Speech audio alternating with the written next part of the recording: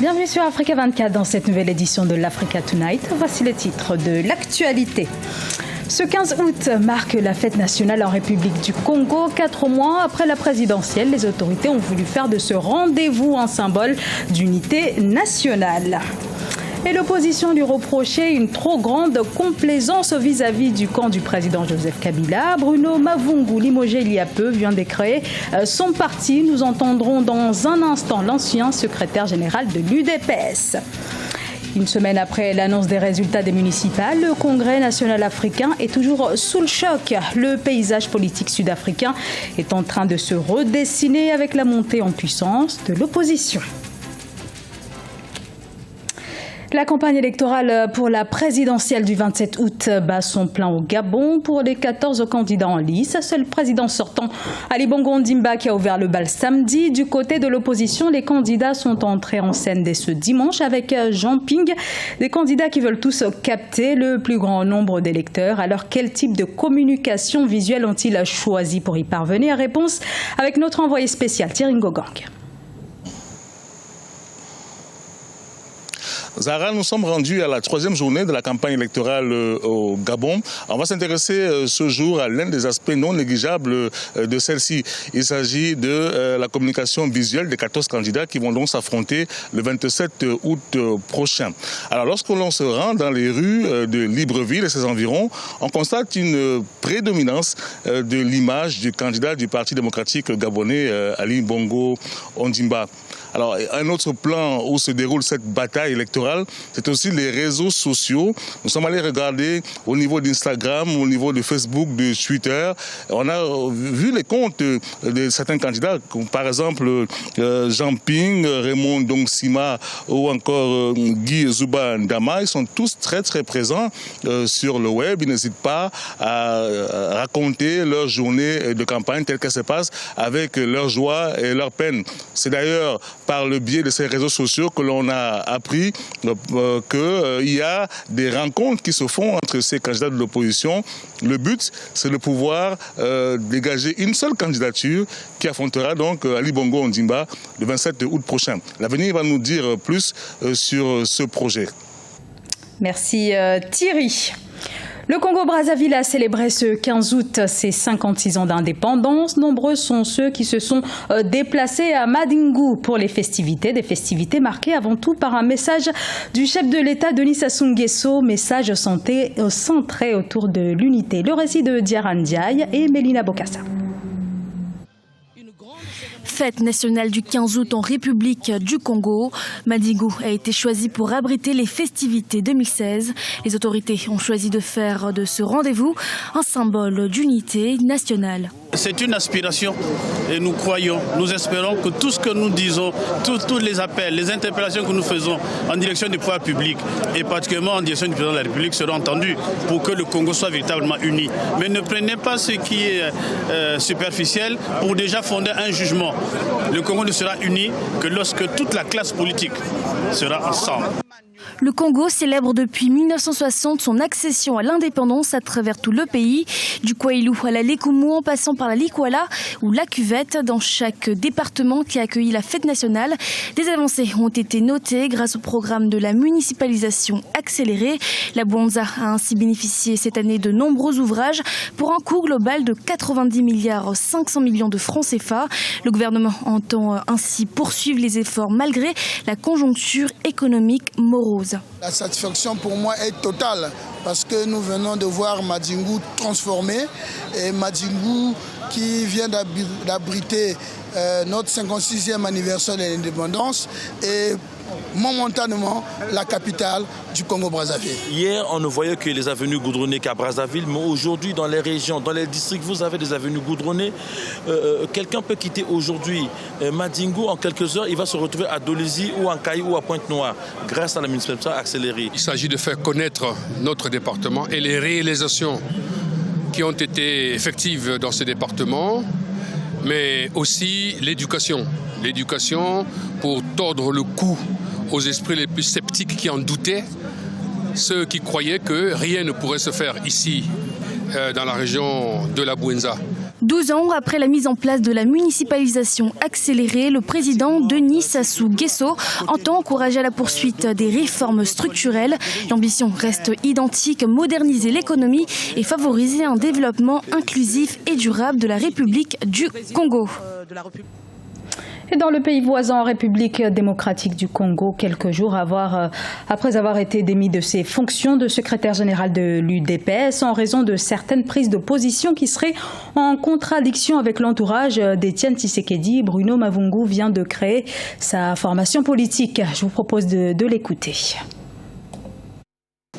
Nous gardons l'esprit et l'âme au sein d'une nouvelle formation politique que nous créons ce 15 août 2016 avec tout l'ensemble des combattantes et combattants déterminés à sauvegarder l'idéal des pères fondateurs que nous dénommons Union des démocrates pour la renaissance du Congo, IDRC en sigle. Tous ceux qui se reconnaissent descendants de nos 13 parlementaires continueront avec nous ce combat noble pour l'établissement d'un état de droit en RD Congo. Pour notre président, le docteur Étienne Tshisekedi Wamulumba, il y a lieu de lui rassurer que tout son combat politique ne sera jamais foulé aux pieds. Donc, son héritage politique sera perpétué. Je vous remercie. Je vous le disais en titre, l'ANC, le parti du président Jacob Zuma, a enregistré un recul historique lors des élections municipales. Si le parti reste la première formation politique du pays, il a cédé beaucoup de terrain à l'opposition. Corinne Kamdem.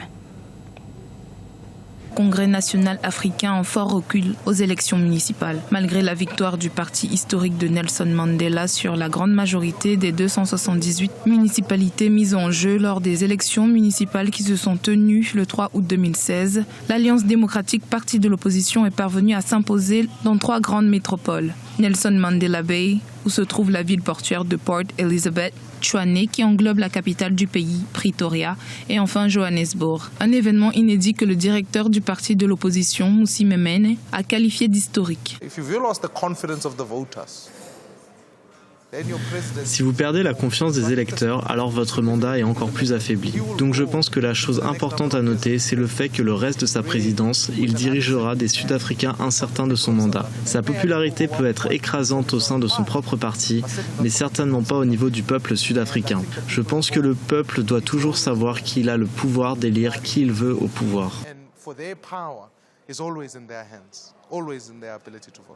Le parti qui domine la scène politique sud-africaine depuis la fin de l'apartheid en 1994 risque en effet de rencontrer des difficultés lors du prochain vote parlementaire en 2019. Selon les experts, cette perte en popularité serait liée principalement à la politique menée par le président Jacob Zuma ces derniers temps. Regardez où l'ANC se trouve maintenant. Selon les résultats des élections municipales de 2016, l'ANC se trouve à 54%. Cela signifie qu'il est possible que l'ANC perde le pouvoir lors des prochaines élections. Pour éviter cela, l'ANC doit faire une sérieuse introspection.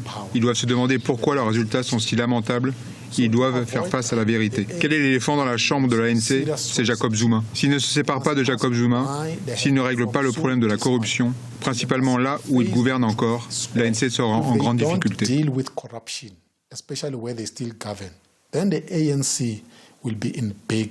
Si la suprématie de l'ANC est de plus en plus remise en cause, le parti au pouvoir dispose encore d'un appui solide dans les zones rurales et le soutien de la majorité à travers le pays.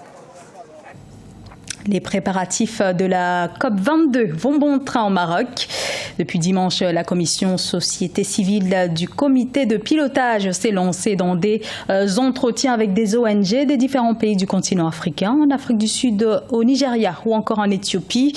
Objectif, sensibiliser et mobiliser les acteurs de l'environnement pour cette 22e conférence sur le climat qui commence le 7 novembre à Marrakech. Du sport également dans l'actualité avec les JO qui se déroulent actuellement à Rio, au Brésil. Après un moment de doute et d'attente, il faut bien le dire, les médailles arrivent les unes après les autres en athlétisme avec cette entrée en piste réussie pour les athlètes du continent. On fait le point avec José Douglas. Et oui, et pour commencer, la Kenyane Jemina Jelaga Chomchung, 31 ans, offre au Kenya son premier titre olympique du marathon d'âme, 2h24 minutes et 4 secondes. Chomchung a devancé la Bahreïnie d'origine kenyane. Il s'agit de Nice Jepkiwi Kirwa, 2h24 minutes et 13 secondes, et l'Éthiopienne Maredi Baba, 2h24 minutes et 30 secondes à l'issue donc du parcours de 42 km 195. Et puis le Sud-Africain Wade Van Niekerk qui a battu le record du monde de Michael Johnson, 43 secondes et 18 centièmes, vieux de 17 ans, en l'emportant à 43 secondes et 3 centièmes. Van Niekerk, 24 ans, déjà champion du monde 2015, a devancé les deux derniers champions olympiques. Il s'agit du Grenadin Kirani James, 43 secondes et 76 centièmes, et l'Américain Lashon mérite 43 secondes et 85 centièmes. C'était donc ce dimanche 14 août avec l'or pour le Sud-Africain. Nous allons passer à quelques résultats. Tout d'abord du basket avec le Sénégal qui a perdu contre l'équipe de Serbie 95-88. Là, ce sont les femmes bien sûr de basket. Le Sénégal qui dit adieu donc à la compétition. Et puis en handball féminin, Espagne-Angola 26-22 pour les Espagnols, mais les Angolaises ont réussi à se qualifier pour les quarts de finale et affronteront la Russie ce mercredi 17 août. Chez les hommes, la Tunisie est quasiment éliminée et puis l'Égypte était en salle d'attente pour les quarts de finale. Nina Kanto, ex-handballeuse internationale franco-camerounaise, spécialiste en la matière, nous dit quelques mots. Bravo déjà, même si, comme j'avais dit depuis le début des émissions, je les pressentais vraiment pour se qualifier pour un quart de finale. Je pense qu'elles ont vraiment joué toutes leurs cartes, elles ont réussi à s'exprimer et à complètement décomplexer des équipes occidentales. Maintenant, elles affrontent vraiment un gros morceau. La Russie, c'est la discipline, la rigueur, et c'est aussi une équipe qui ne lâche jamais rien. Donc, je pense que ça va être un quart de finale compliqué. On n'est pas à l'abri d'une surprise, mais honnêtement, par rapport aux prestations des Russes jusqu'à présent, si la hiérarchie est respectée, je pense que l'Angola devra avoir du mal à s'en sortir.